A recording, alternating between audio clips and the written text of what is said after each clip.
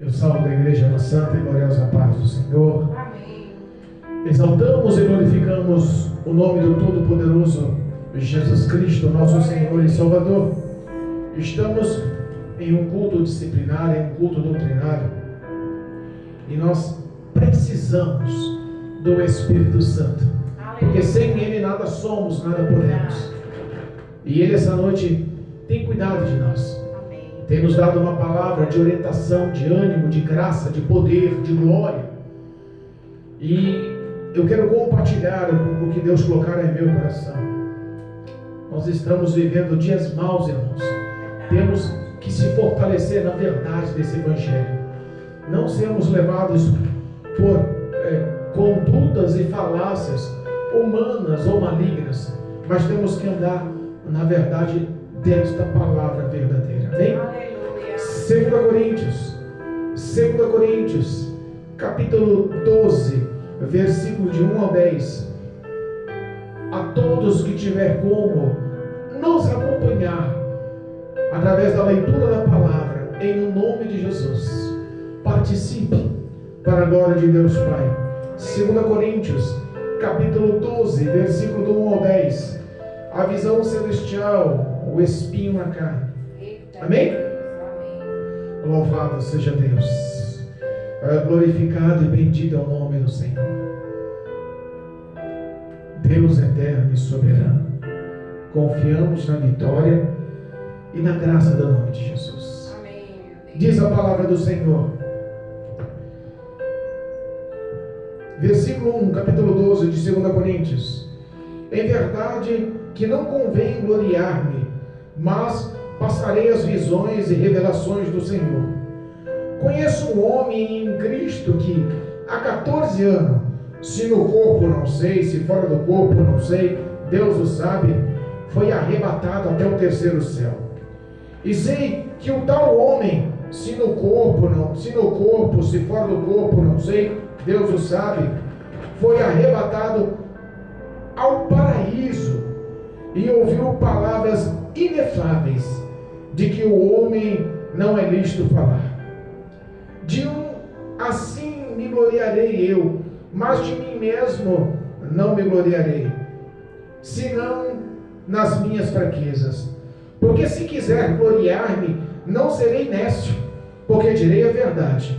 Mas deixo isso para que ninguém cuide de mim mais do que em mim vê ou de mim ouve. E para que me não exaltasse pela excelência das revelações, foi-me dado um espinho na carne, a saber, um mensageiro de Satanás, para me esbofetear, a fim de não me exaltar.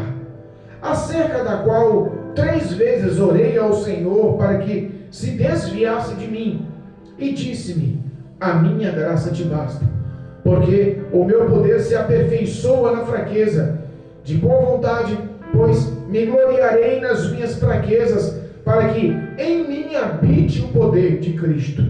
Pelo que sinto prazer nas fraquezas, nas injúrias, nas necessidades, nas perseguições, nas angústias, por amor de Cristo, porque quando eu estou fraco, então sou forte. Aleluia. Louvado e engrandecido é o nome de Jesus. Irmãos, essa é uma palavra extremamente conhecida, mas muito, muito sábia, muito poderosa. Aleluia. Paulo foi um homem escolhido por Deus. Glória a Deus. Paulo foi um homem visto por Deus de uma forma diferente. Paulo, ao olhar de qualquer ser humano, na época de Cristo, através das perseguições, de tudo que ele fazia, era para ser, na visão humana, um homem condenado, na visão humana, um homem maldito, na visão humana, um homem cruel. Meu Deus. Mas Deus olha o homem de uma forma diferente, irmãos. Deus olha o íntimo do ser do homem, projetos para aqueles que não são. É justamente o que Cristo diz: eu vim para os necessitados. Glória a Deus. E Paulo era um homem necessitado, hábil, dupla cidadania, formação, líder do exército, líder da guarda pretoriana. Era um homem de grande influência, era um homem culto, poderoso, afamado, um homem que tinha todo o respeito do reinado e da guarda. Aleluia. Através dele, muitas perseguições foram realizadas, através dele, muitas ações cruéis foram lideradas. Paulo perseguia os cristãos de uma forma intensa, perseguia porque não entendia como os homens e as mulheres daquela época poderiam crer num Cristo que estava sendo humilhado, que estava sendo perseguido. Não era um Cristo que eles esperavam, um líder de exército que lutasse contra o Império Romano, que libertasse o povo da opressão e da submissão ao Império Romano. Todos esperavam um Cristo de guerra. E Deus manda o seu Filho em forma de amor, em paz, em forma de perdão, para conquistar o homem, para desfazer as obras do mal. Traz um Filho que mostra o oposto do que queremos, age na contramão do que esperamos. E esse Paulo, na época, Saulo teve um encontro com Cristo em caminho de Damasco. A Bíblia fala que o próprio Deus, o próprio Senhor, fala com ele. Paulo se converte. O ministério de Paulo foi árduo.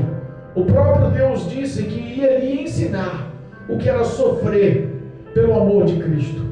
E ele sofreu e nos deu aí uma das maiores lições que a Bíblia nos dá.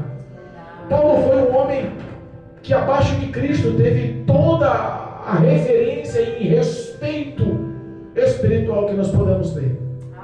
Foi o homem que mais escreveu livros dentro da Bíblia, perdão. Foi o homem que mais auxiliou e formou e cresceu igrejas e ministérios. Paulo foi quem instituiu doutrinas, disciplinas. Paulo foi o que levou o poder do Senhor em milagres e sinais sobrenaturais, curas miraculosas, disciplinas maravilhosas, até ressurreição. Paulo foi um homem que aonde ele chegava, o império das trevas caía. Aleluia, meu Deus. A cidade que ele passava formava ministérios e o principado era derrubado. Sofreu. E em meio a tanta exaltação dada por Deus, ele nunca achou-se em gloriar-se. Ele nunca teve prazer em falar de si próprio. A lição começa hoje aí. Paulo tinha humildade em saber que ele era usado por Deus, mas a humildade em não comentar o que ele era de exaltação pessoal. Paulo, quando ele escreve essa carta aos Coríntios, essa segunda carta aos Coríntios, mostra o refúgio e toda a declaração do coração dele nessa carta aos Coríntios. Aleluia. Ele negligenciou e deixou de ir para outros lugares, outras cidades, que lhe dessem, que bancassem até financeiramente salário, mas decidiu aplicar o amor dele aos Coríntios. Aleluia. E ao sair daquela cidade, ele deixou uma igreja forte, montada, uma igreja próspera, rica, ao qual nunca teve proveito. Dedicou os seus pensamentos e ações e nunca teve reconhecimento. Com o passar dos anos, falsos profetas surgiram naquelas igrejas. As igrejas de Corinto era a preocupação de Paulo, como as demais, mas ali ele tinha uma concorrência dentro do ministério. A luta não era só pessoal, não era só fora da igreja. A luta era dentro dos ministérios. Falsos profetas se levantaram contra Paulo e começaram a questionar se realmente ele era tudo o que falava, se ele tinha bagagem espiritual para tudo que ele fazia, se ele realmente teria da parte de Deus toda essa unção. Todos começaram a questionar. A cabeça de alguns foi contaminada. A Bíblia fala, se pegarmos o capítulo 11 de 2 Coríntios, mostra que ele zelava daquela igreja, daquele povo, com o zelo do próprio Deus. Aleluia. Que ele tinha preocupação em formular uma igreja santa, como a esposa do Cordeiro, aguardando o marido, aguardando Cristo Jesus, virgem, santa e imaculada. Aleluia. A preocupação de Paulo, a principal preocupação de Paulo, era olhar e se examinar e analisar e se sentir inapto para prosseguir com o seu ministério. Essa era a preocupação, de desagradar o próprio Deus com as suas condutas. Paulo nos dá uma lição de vida e nós enxergamos que existe um contraste imenso com os ministérios e com as igrejas, com os apóstolos, com os bispos, com os pastores e com muitos que se intitulam homens e profetas de Deus. Paulo, ele tinha uma visão oposta, ele se diminuía e gloriava o seu semelhante. Aleluia. Paulo, ele tinha um amor supremo, mas infelizmente as pessoas olhavam para ele e começaram a colocar em pauta, em dúvida. Meu Deus. E ele, por não querer se gloriar, ele, por não querer se exaltar, em se ensoberber-se, em se gloriar-se, Paulo começa a perder um certo comando e controle pelo abuso dos falsos profetas que colocavam em pauta a intimidade e a vida dele com Deus. Paulo, vendo uma situação declinante, ele falou assim: olha, eu não tenho prazer em me gloriar, mas já que vocês querem saber quem sou eu, ele começa no capítulo 12, no versículo 1, mostrando que o prazer dele não é esse. Mas se eles exigem algum feito, exigem alguma experiência, ele mostra ali que ele, através da glória e do poder de Deus, queria passar o que Deus tinha lhe dado em revelação e visão.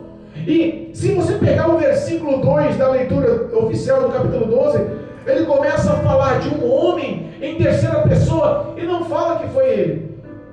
Nós sabemos que foi ele, mas ele, para não se gloriar, ele começa a expressar que conhecia um homem em Cristo Jesus. Aleluia.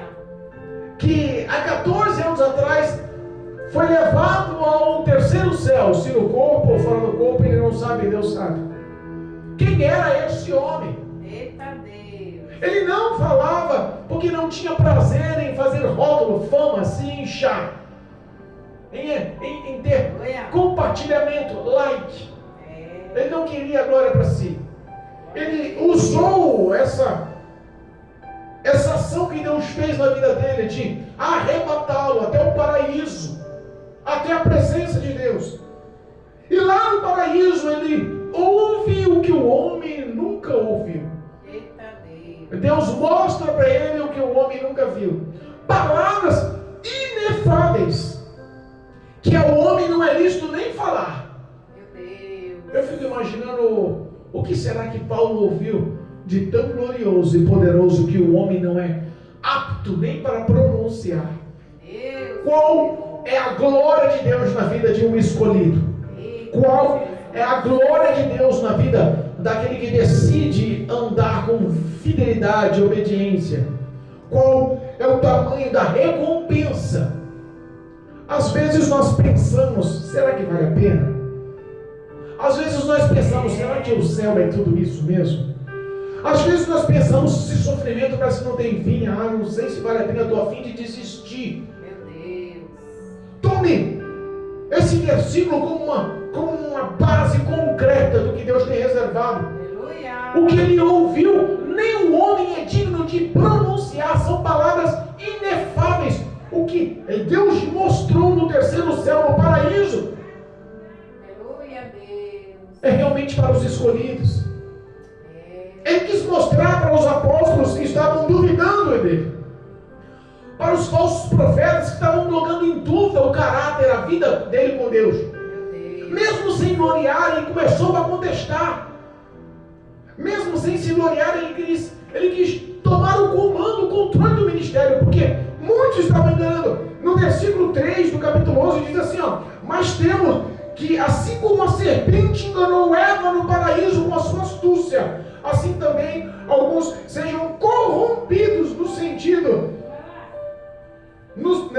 corrompidos os vossos sentidos e se apartem da simplicidade que há em Cristo. Meu Deus, aleluia. Se esse versículo fosse dito nos dias atuais, Paulo já teria dito ao contrário. O medo dele já não seria um medo, seria a realização. Porque é o que muitos estão vivendo.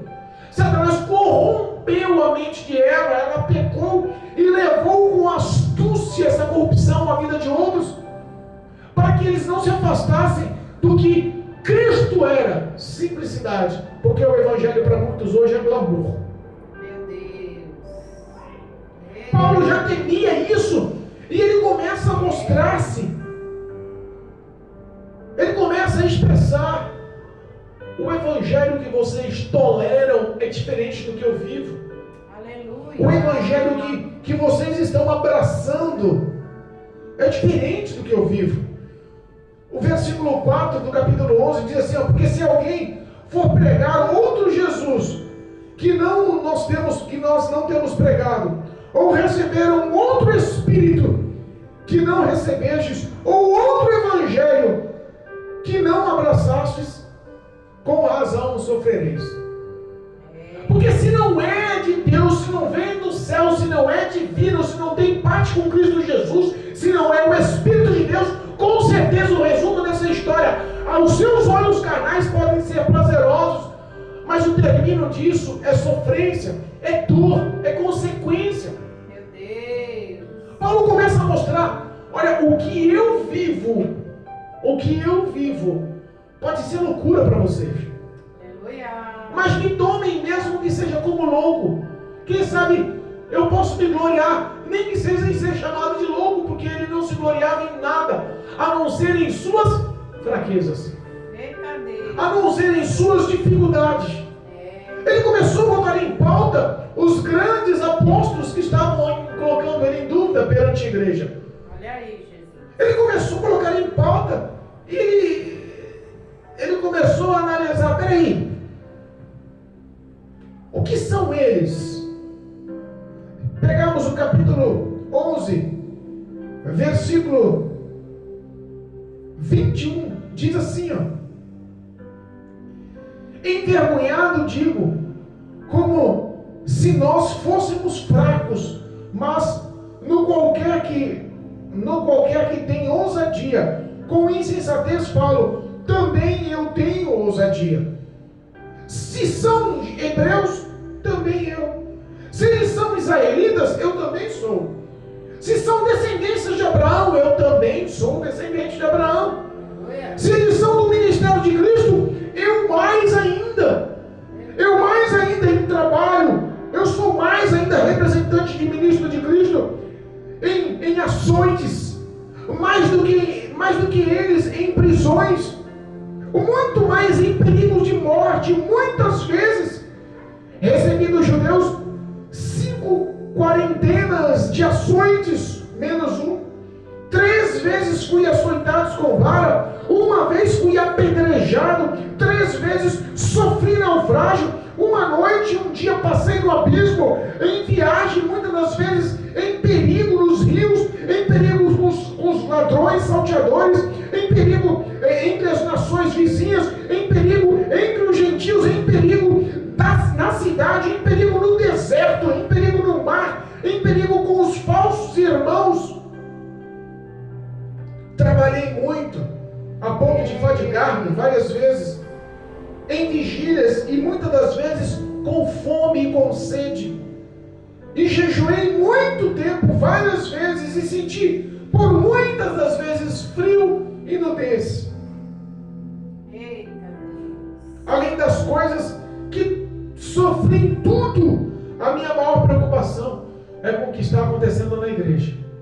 Meu Deus. Olha só, Eita, meu Deus. ele começou a mostrar para eles que o Evangelho não era só o glamour que eles esperavam, não era só a alegria que eles esperavam, a vitória que eles esperavam, não era só a honra que eles esperavam, não era só a conquista que eles esperavam. a manipulação daqueles profetas que estavam induzindo os homens aos prazeres, às conquistas e à idolatria a outros deuses, não mostrou ali a Paulo uma verdade do Evangelho que eles não queriam encarar, porque o Evangelho, ele age de uma forma oposta. Deus muitas das vezes prova você para te lapidar e te transformar.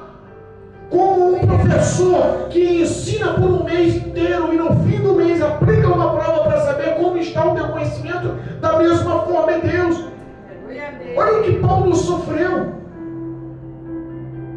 Ele começa a mostrar: eu sou cristão como eles, sou filho de Abraão como eles, sou hebreu, sou judeu como eles, eu tenho a mesma herança, eu sou representante de Cristo, ministro de Cristo como eles, só que eu sou muito mais. Eu sofri prisões, eu sofri dores, eu sofri perigo de morte. Quando ele fala aqui, por exemplo, no versículo 24 do capítulo 11, que eu recebi dos judeus 5 quarentenas de açoite menos um, foram 195 açoites. Meu Deus. Existia uma lei que ninguém poderia ser açoitado mais do que 40 vezes dentro da cidade. Era lei.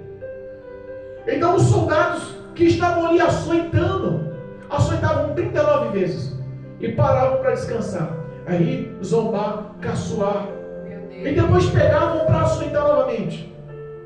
O açoite era um açoite perverso, era um açoite maligno, era feito com chicotes de couro cru, com fragmentos de ossos de animais nas pontas, causavam-lhe feridas.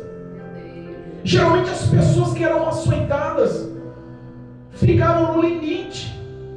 12 açoites abriam valas de carne aberta nas costas, mais 12 açoites faziam a pessoa perder a consciência. Muitos tinham problemas psicológicos depois. Mais 12 açoites faziam as pessoas perder o comando e o controle do intestino. Quantas pessoas ali sofriam e defecavam e se urinavam sem ter mais o controle das dores do corpo. Paulo não sofreu 39 açoites ou 40 açoites somente. Ele sofreu por 5 vezes 40 açoites menos um. Deram 5 vezes 39 açoites. 195 açoites. Qual era o estado físico e psicológico de Paulo? Diz que pessoas que tomassem 40 açoites ficavam com problemas psicológicos pelo resto da vida. Paulo tomou 195 açoites de uma vez. Paulo foi surrado com vara. Paulo foi apedrejado. Imagina um homem ser apedrejado e sair vivo. E nós muitas das vezes olhamos e enxergamos o evangelho fácil, o evangelho gostoso, o evangelho só de vitória, o evangelho que está traindo multidões para dentro da igreja, o evangelho que está traindo uma massa para dentro da igreja, com todo o conforto que o diabo esteja oferecendo. Não, você não pode ser chamada e insultada, você não pode ser ofendida, você não pode ser contrariada. Aqui é vitória e Jesus é puro amor, Deus é só misericórdia. Você pode levar a sua vida porque você está salvo em Cristo Jesus. Eita Deus. E vivendo tudo o que estava tentando ser implantado na igreja de Corinto, Paulo abriu mão de muitas coisas para cuidar, para zelar, para velar para aquele povo. Ele amava aquele povo, por mais que aquele povo não o amasse, ele amava aquele povo. Quantas vezes nós vemos as pessoas que só querem apoiar e zelar daqueles que o apoiam e zelam? Verdade, meu Deus. Paulo mostrou que o evangelho que ele tinha em Cristo Jesus era diferente. Aleluia. Era um evangelho conquistado à força. Às vezes, quando nós vemos algumas situações conosco, nós começamos a pensar: por que, Deus, eu estou sofrendo? Por que, Senhor, o meu marido está batendo em mim? Por que, Senhor, o meu armário está vazio? Por que, Senhor, a minha filha está focada nesse fluxo e vivendo uma vida de adultério e imundícia sexual? Por que, Senhor, já não comando mais a estrutura do meu lar como pai de família? Por que, Senhor, as minhas despesas e a minha vida financeira está indo para o buraco? Por que, Senhor, essa enfermidade não cessa? Por que, Senhor, tudo que eu ponho a mão desfalece? É tantas coisas que nós não entendemos, porque a visão do mundo preço para viver ao lado de Cristo, sofrendo é loucura. Eu tenho dentro da minha família algumas pessoas que estão aprendendo a conhecer a Cristo através do sofrimento. E eu exalto e glorifico o nome do Senhor Jesus. Uma das minhas irmãs foi consagrada ao diaconato. Ela ficou muito alegre. Pouco tempo depois, a primeira aprovação veio. Ela caiu e fraturou o pé em 2 partes. Muitas das vezes não é o diabo, porque acarreta em nossa mente que o diabo está se levantando. Mas não.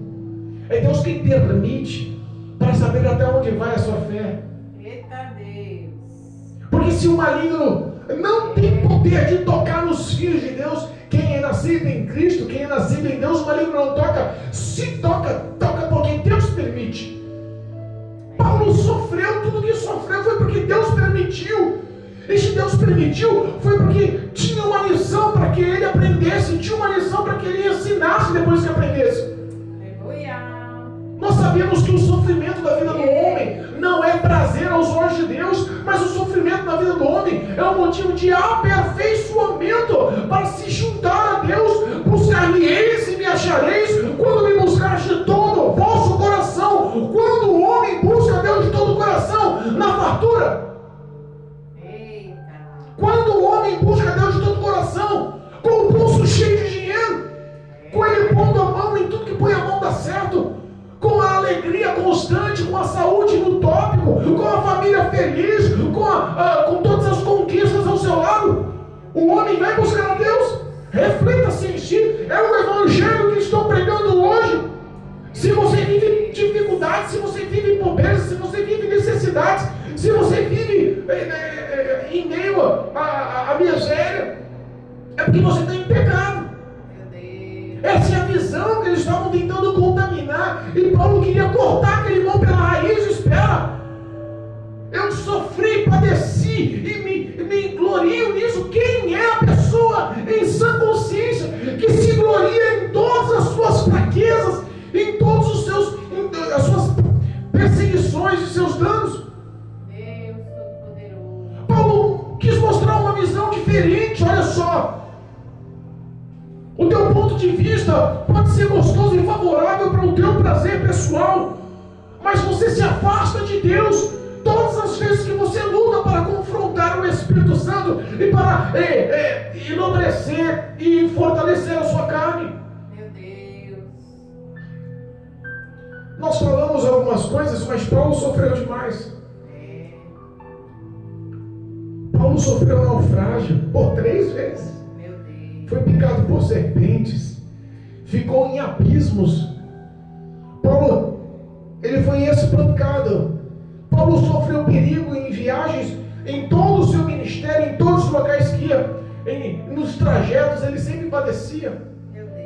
Paulo padeceu fome, sofreu com doenças, foi preso várias vezes.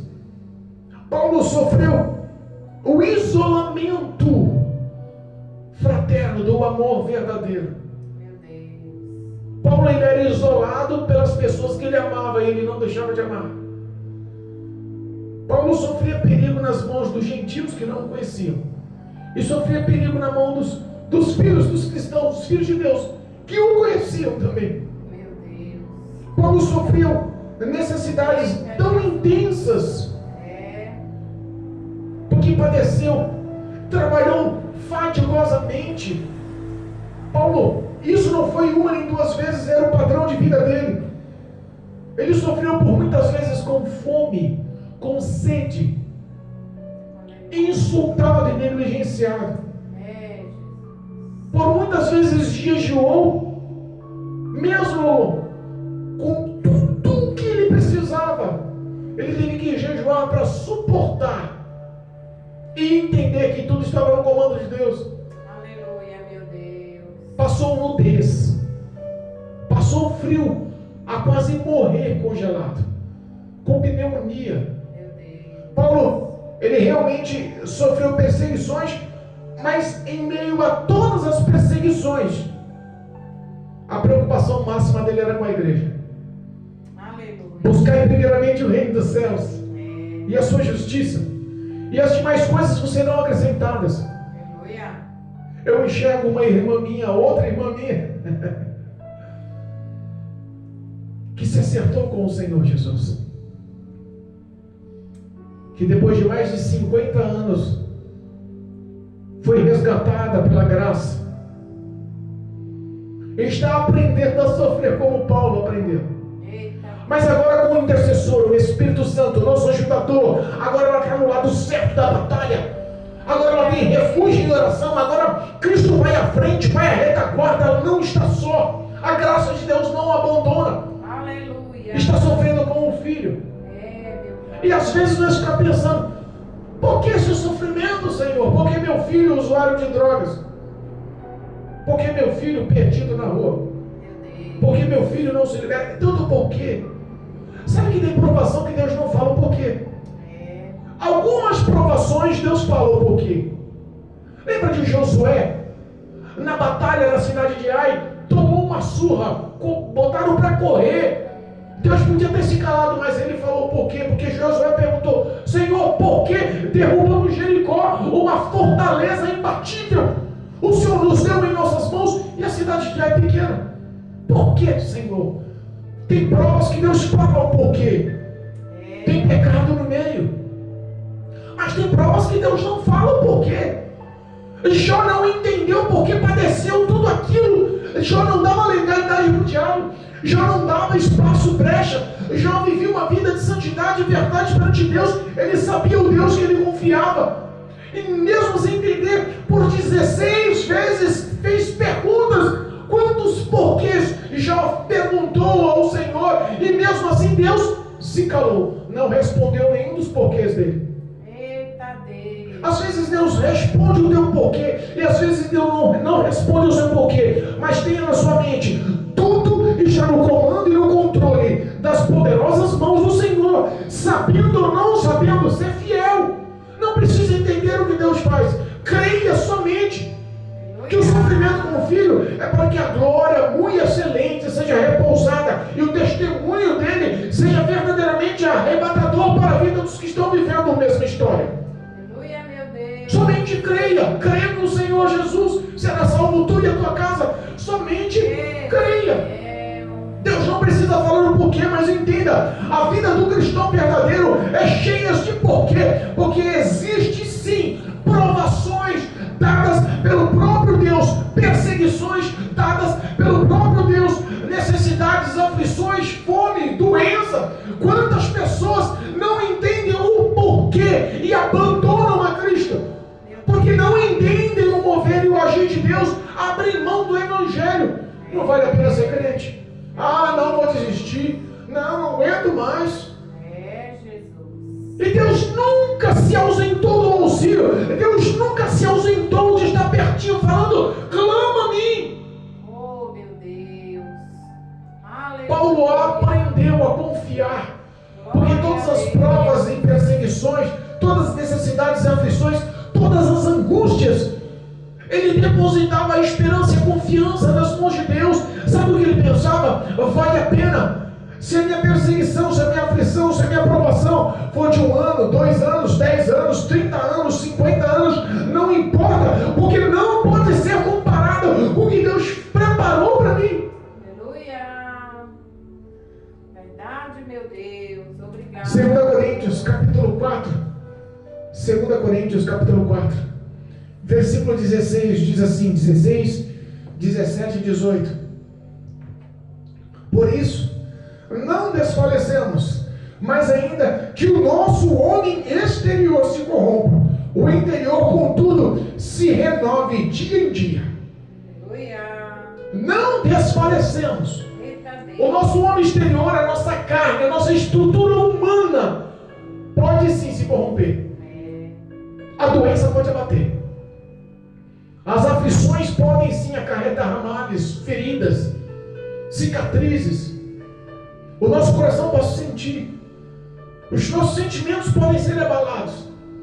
Mas o nosso homem interior, dirigido pelo Espírito de Deus, que depositou toda a confiança e esperança na palavra poderosa de Cristo Jesus, se renova dia após dia.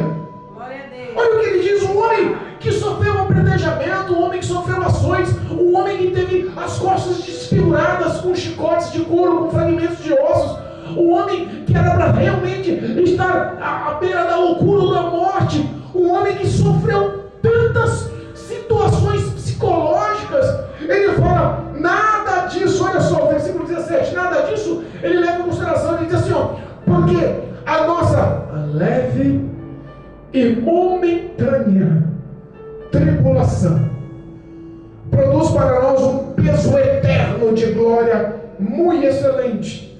Aleluia. Como pode um homem que sofreu e padeceu tanto olhar e falar, tudo que eu sofri e padeci para mim foi leve e momentâneo? Olha aí, Jesus. Porque se nós pararmos para pensar, ele fala que a glória do Senhor é pesada. O que ele quer dizer com o peso da glória?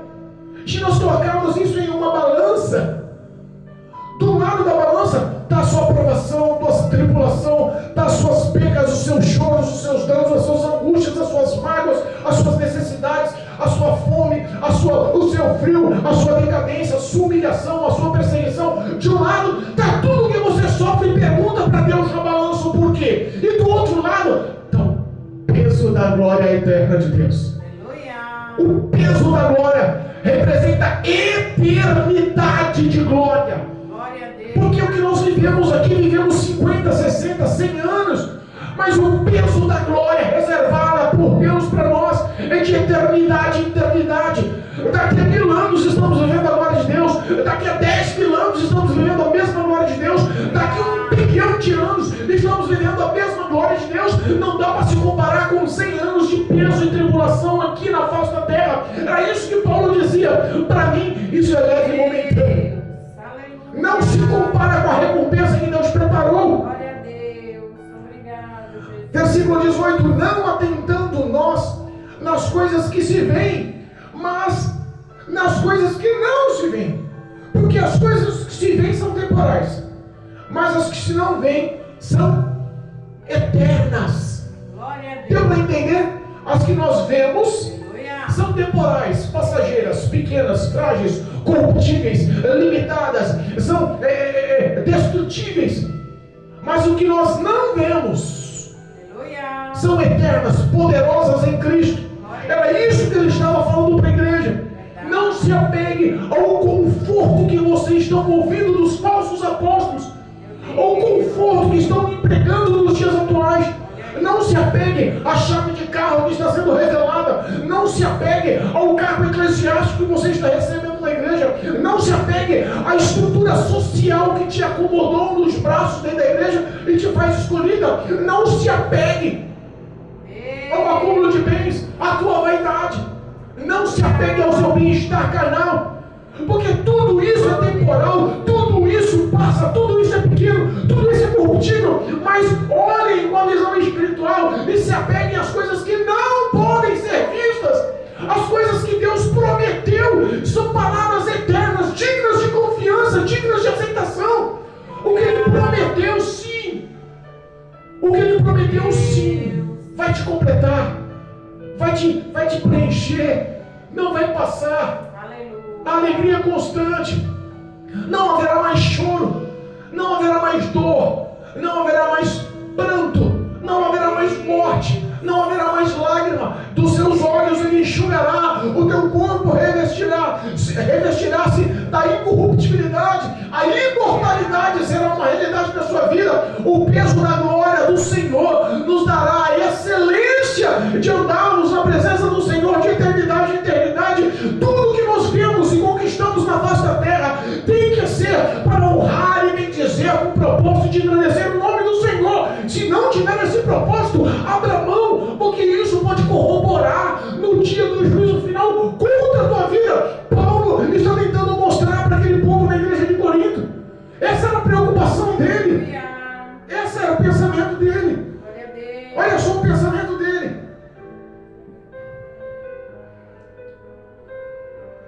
Olha o pensamento dele.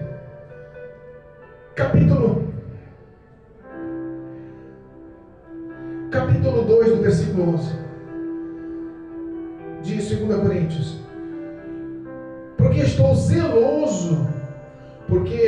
estou zeloso de vós, com o zelo de Deus, porque vos tenho preparado para vos apresentar como virgem pura a um marido, a saber, a Cristo Jesus. Aleluia. Olha a preocupação de Paulo. Olha, se nós pegarmos do versículo 23 em diante, do capítulo 11, que fala sobre os sofrimentos dele, a preocupação maior dele não era com o sofrimento, a preocupação maior dele estava com o que a igreja estava passando, com o que a igreja estava sentindo. Deus Todo-Poderoso. Oh Deus, Aleluia. a responsabilidade de guiar um povo, de induzir a doutrina, a verdade da palavra, a condução do homem ao encontrar-se com Deus, é excelente, maravilhoso. Ele não se gloriava em si, porque o que ele tinha de prazer era levar a sã doutrina para dentro da palavra, em nome de Jesus. E ele, mesmo sabendo e entendendo o quanto Deus o usava, mesmo sabendo e entendendo o quanto ele era especial para o Evangelho de Cristo, ele não mostrava nenhum tipo de glória pessoal. E Deus, sabendo da intimidade do coração, da verdade do ser dele, é Deus quem preparou. No capítulo 12 da leitura oficial, o que nós lemos aqui, no versículo 7: e para que eu não me exaltasse, pela excelência das revelações, foi-me dado um espinho na carne, a saber, o mensageiro de Satanás, para me esbofetear, a fim de que não me exaltar. Entenda, quem era Paulo? Aos nossos olhos, um homem ungido, consagrado. Aos olhos de Deus, um homem frágil e vulnerável. Se não colocar um espinho na carne, é capaz que ele se exalte. Ele se gloriava em suas fraquezas, em suas debilitações, em seus sofrimentos. Ele mostrava o que ele era, para que a igreja fosse um exemplo vívido do teu comportamento. Pode imitar as minhas ações, porque eu sou imitador de Cristo. Essas eram as mensagens que ele expressava em seu testemunho pessoal. E Deus dos céus olhava para ele e falou: olha, mesmo sabendo quem você é, Paulo, vou permitir um espinho na tua carne, para que você não se exalte. Quem colocou aquele espinho na carne? Foi o diabo? Não. Está dizendo aqui que era um mensageiro de Satanás, usado para esbofetear. Deus deu ordem, o diabo vai lá, fica dando tapa na cara dele. Não. Existe um mistério muito intenso em cima desse versículo. Eu insisto em dizer, muitos teólogos e estudiosos podem ter interpretações diferentes. Eu falo, eu não tenho teologia bíblica. Eu não tenho teologia bíblica, nunca fiz curso de teologia alguma. O meu curso de teologia foi dado pelo próprio Cristo. Glória a Deus. Aleluia. Eu posso entender que esse espinho na carne de Paulo poderia ter sido uma doença, ou poderia ter sido alguém verdadeiramente que poderia estar afligindo ele fisicamente. Meu Deus. Mas eu entendo que nos dias atuais, esse espinho na carne, revelado no capítulo 12, versículo 7, falado pelo próprio Paulo, hoje é o diabo pontando o dedo em sua cara, dizendo: aonde está o seu Deus? Meu Deus. Por que você está sofrendo tanto? Cadê o poder do seu Deus? Por que está passando fome? Meu Deus. Cadê o poder do seu Deus? Por que essa doença não para? Cadê o poder do seu Deus? Por que a libertação da família não acontece? Meu Deus. Cadê o poder do seu Deus? Por que continua desempregado? Eu acho que cada tapa que o diabo está dando na cara dos cristãos hoje é cobrando a fidelidade que eles anunciam no altar, mas não conseguem viver lá fora. Jesus. E os que estão conseguindo ser fiéis ao nome do Senhor têm uma resposta. O meu Deus está nos céus, Aleluia. no seu trono, com os olhos atentos, guiando os meus passos, como diz o Salmo. Glória a Deus. O meu Deus está no comando de tudo, e ele só faz o que lhe apraz. Eu tenho dono, não sou filho bastardo. Aleluia. Se sofre porque ele permitiu, para que seja para mim algo de excelência no meu futuro. Glória a Deus. Algumas pessoas perderam esse foco de visão. Acham que se eu for cristão e não for uma pessoa feliz e próspera, eu não estou adequado para ser cristão. Meu Deus. O diabo está induzindo e manipulando a vida de muitos. Paulo também no começo não entendeu isso. Peraí, Senhor, olha o meu dia a dia, olha quantos anos sofro, olha quanto isolamento, quanta perseguição, quantas dores, quantas prisões, quanta necessidade, quanta fome, quanta doença, quantos açoites, olha, apedrejamento, olha quantos naufrágios. Até víbora picou ele e não foi morto. Em tudo Deus deu graça para ele. Glória a Deus. E mesmo assim ele, sem entender, a Bíblia diz que ele jejuou, orou e se preparou para falar com o Senhor por 3 dias. Aleluia. 3 dias sem comer, 3 dias orando, 3 dias. Deus sabia o propósito da oração. 3 dias, Deus conhecendo a mente e o coração dele, sabendo o que ele ia pedir. 3 dias ele se preparou para estar na presença adequada do Senhor. Ele chegou e perguntou ao Pai: tira de mim esse espinho na carne. E Cristo olha para ele: Eita Deus. mas eu não vou tirar não.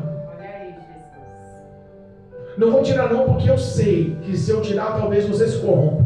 Meu Deus. Eu não vou tirar não, porque eu sei que se eu tirar talvez você se exalte. Olha aí.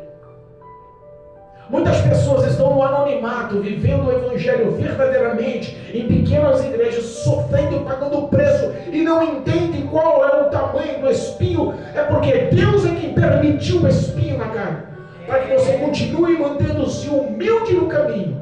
Glória a Deus. Porque muitos desviaram-se desse propósito e procuraram o caminho largo. E é fácil de encontrar um caminho largo. Meu Deus. É fácil de encontrar um ministério que te encaixe.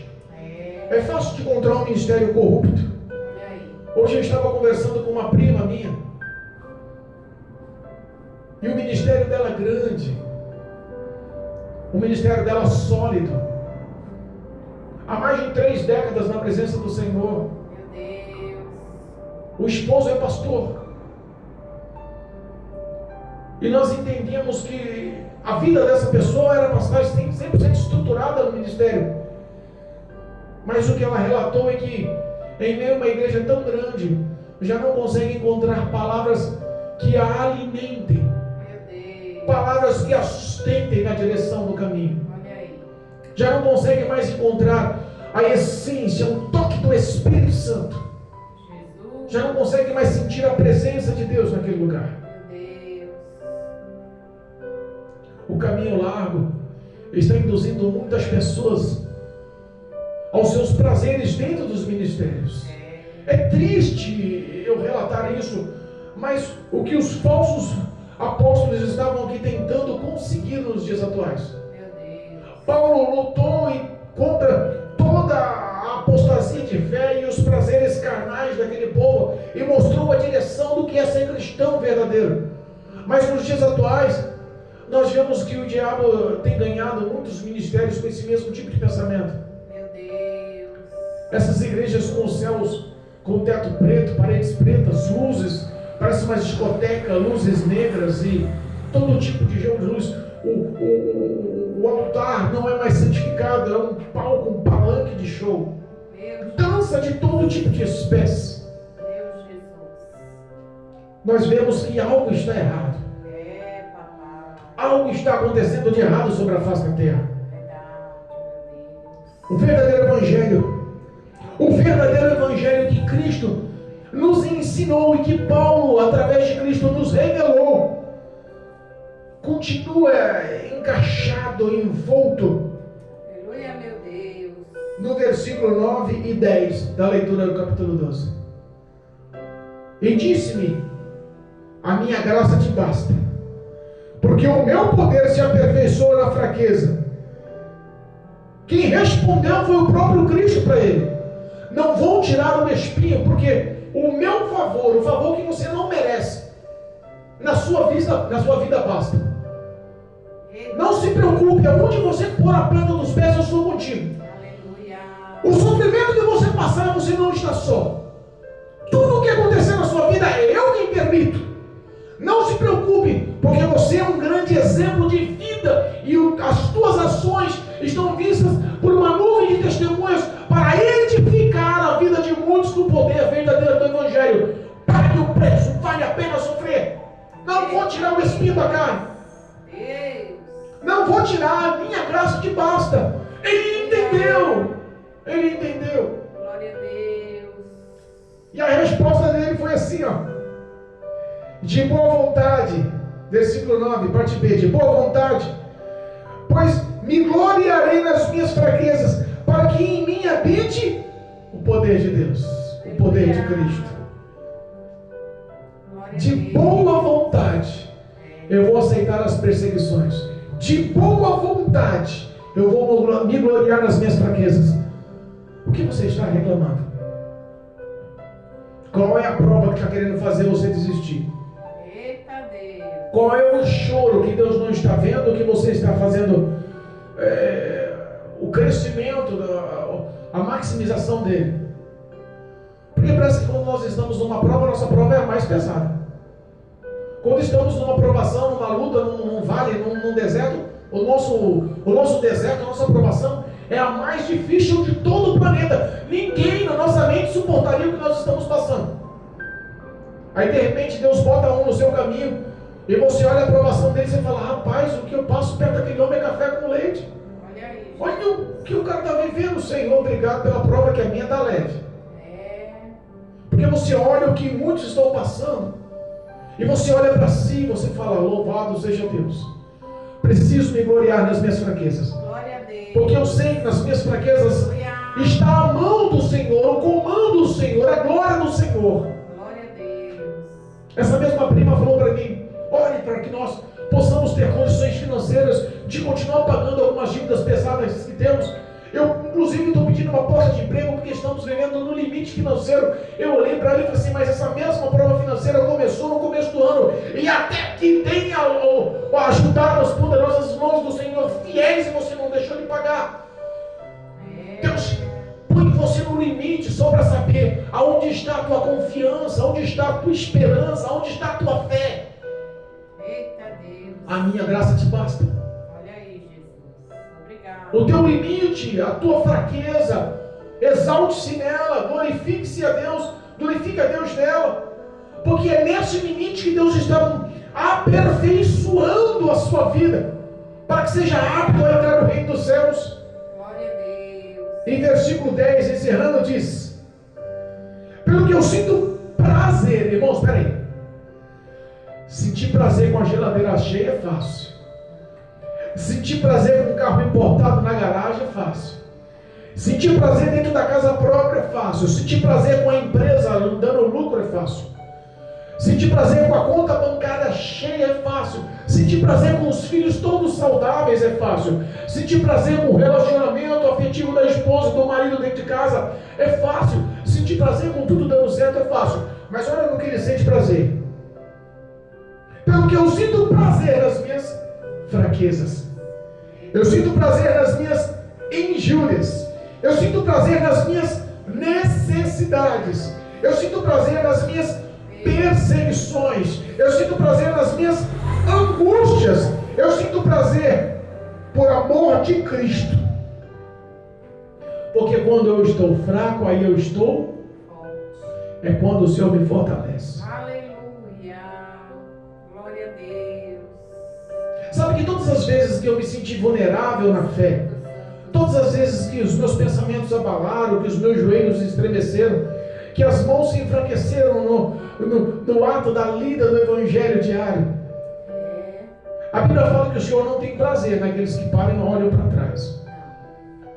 Mas por muitas vezes eu pensei: Senhor, eu vou desistir. Meu Deus, deixa não, Jesus. Todas as vezes que eu me senti vulnerável desse jeito, que a minha fé estava rala, estava enfraquecida, que parecia que não tinha mais substância alguma para me manter em pé.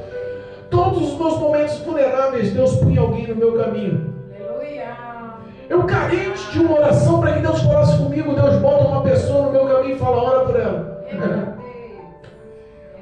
Prega o meu evangelho para ela. Fala do meu amor para ela. Mostra para ela que ela não está só, que eu continuo ao lado dela. Mostra para ela que por mais que o filho esteja ainda dando dores e angústias e trabalho, eu continuo no comando. Mostra para ela que por mais que provações levantaram-se, eu continuo no comando da sua vida. Para que isso passe, você olhe para trás e fala, venci, sobrevivi, porque o Senhor é comigo. Glória a Deus. Glorie-se em nome de Jesus. Se alegre em nome de Jesus. Amém. Porque existe sim, no fim dessa caminhada, no fim dessa cruz pesada que estamos carregando, existe a troca da cruz pela coroa. Aleluia. Guarda o que tens, para que nenhum principado, nenhuma potestade, nenhum príncipe das trevas, nenhuma hoste do mal Aleluia, meu Deus. tenha a ousadia ou a capacidade de roubar a coroa da vida eterna da sua cabeça. Glória a Deus. A sua luta não é contra carne ou sangue. Verdade. O Espírito Santo te reveste com a armadura hoje Amém, Jesus. e te fala, fortaleça-se na graça em Cristo Jesus. A minha graça, diz Jesus para você esta noite, te basta. Glória a Deus. Confia, creia somente. Amém. Em nome de Jesus. Amém. Em nome de Jesus.